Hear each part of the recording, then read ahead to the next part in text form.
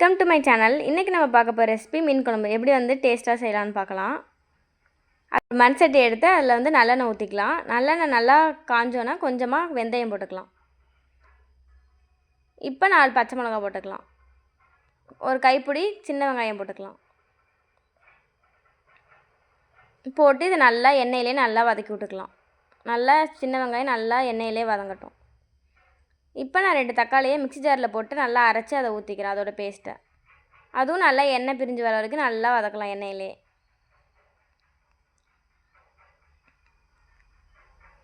நல்லா எண்ணெயிலே நல்லா வதங்கி வந்துடுச்சு.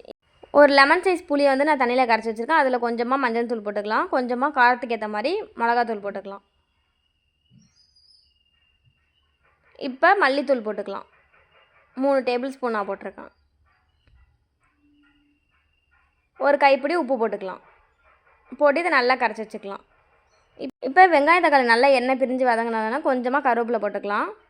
போட்டு நல்லா வதக்கி விட்டுக்கலாம்.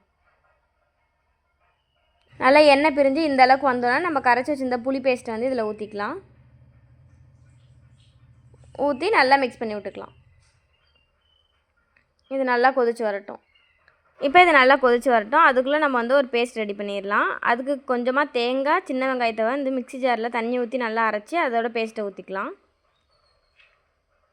ஊற்றி நல்லா மிக்ஸ் பண்ணி விட்டுக்கலாம். இப்போ நல்லா கிளறி விட்டுக்கலாம். இப்போ உங்களுக்கு தேவைப்பட்டால் கொஞ்சமாக அந்த மிக்ஸி ஜார்லேயே தண்ணி ஊற்றி அதோட தண்ணி இதில் கொஞ்சமாக ஊற்றிக்கலாம். ஊற்றி இது நல்லா கிளறி விட்டுக்கலாம். இப்போ இதை கொதிக்க வச்சுக்கலாம். அதுக்கு மூடியை போட்டு ஒரு 5 நிமிஷம் இது வேகட்டும். இப்போ நல்லா இந்த அளவு கொதிச்சு வந்ததுக்கப்புறம் நான் சங்கரா மீனை கழுவி வச்சுருக்கேன், அதை இதில் போட்டுக்கலாம். ஒரு மீனாக ஜென்டலாக உள்ளே போட்டுக்கலாம். இப்போ எல்லா மீனையும் போட்டோன்னா நான் கொஞ்சமாக மாங்காவையும் கட் பண்ணி வச்சுருக்கேன், அதையும் போட்டுக்கலாம்.